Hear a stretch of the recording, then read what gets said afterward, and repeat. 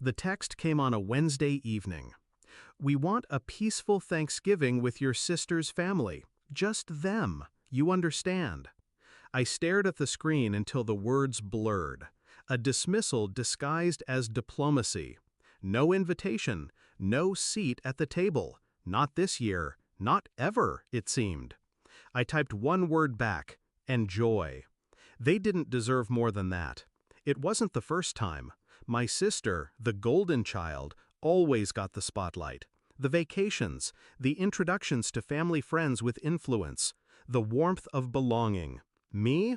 I was the shadow, the afterthought, the seat at the corner of the kids' table even when I wasn't a kid anymore.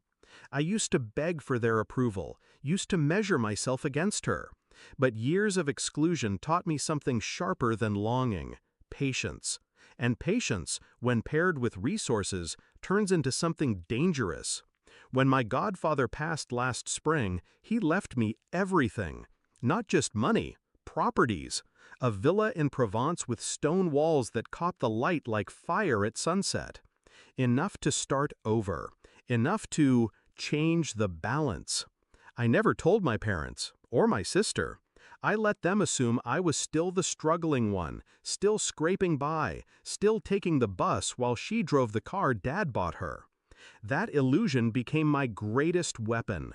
Thanksgiving morning, while my parents carved turkey across from my sister's perfect family, I was laying out a table beneath chandeliers older than our bloodline.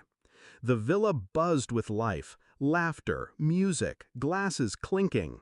Cousins, uncles, distant relatives who had always whispered about being left out of my parents' narrow circle were now basking in warmth they'd never been offered. They were mine now, my guests, my allies. I made sure the photos were everywhere. Group shots under the olive trees, children splashing in the heated pool. Long tables heavy with food and wine. Me at the center of it all, no longer invisible. I didn't tag my parents. I didn't need to. Word spreads fast in families. The first message came that evening. My mother, "Where are you?" I ignored it. An hour later, from my father, "What is this?" Attached was a photo someone had posted, me raising a glass at the head of the table with their siblings beside me. The caption read, "Best Thanksgiving ever, courtesy of our generous host."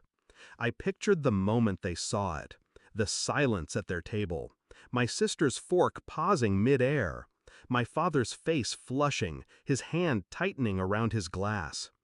They had spent years pruning the family tree, cutting branches they didn't like, feeding only the parts that flattered them. And now, in one night, I'd grown an entire garden without them. They called. I didn't answer. They texted. I let the notifications pile up, each one another crack in their carefully maintained facade. Finally, the message that told me everything I wanted to know. "You went behind our backs. You embarrassed us. Do you know how this makes us look? Not, you hurt us, not, we miss you.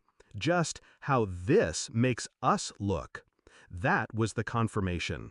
They never wanted me. They wanted control. I didn't respond, but I did send one thing, a single photo, directly to them. It was Grandma, the only one who'd ever defended me, smiling on the villa's terrace, a shawl around her shoulders, glass of wine in her hand. She'd been too frail to be invited to their Thanksgiving. Funny how she'd made it all the way to France with me. My message with the photo was 3 words. She's with me. I know what they did next, even without seeing it. The panic, the scrambling to call relatives, to salvage their story, to reassert dominance. But it was too late. The center of gravity had shifted. Thanksgiving had revealed something no amount of their manipulation could undo. Without them, the family thrived. Without them, we laughed louder, stayed longer, felt freer. And they weren't part of it. When they finally cornered me weeks later, angry, demanding explanations, I stayed calm. "You wanted peace with my sister's family," I said. "I gave you exactly that. Peace. Without me, Without Grandma, without anyone else you decided didn't matter. My father slammed his fist on the table. You humiliated us. I leaned forward, my voice low, steady. No, you humiliated yourselves. I just stopped playing along. The beauty of revenge isn't the shouting, it's the silence after. The way their faces crumble when they realize the control is gone. The way they walk into a room now and wonder who is truly loyal to them and who is waiting for the next invitation from me. This Thanksgiving, I wasn't the forgotten child. I was the host, the center, the one with power.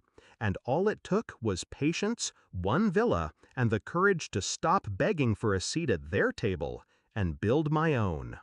Do I feel guilty? No. They wanted peace. Now they have it. The kind of peace that comes when everyone else has walked away from their table and found a better one at mine.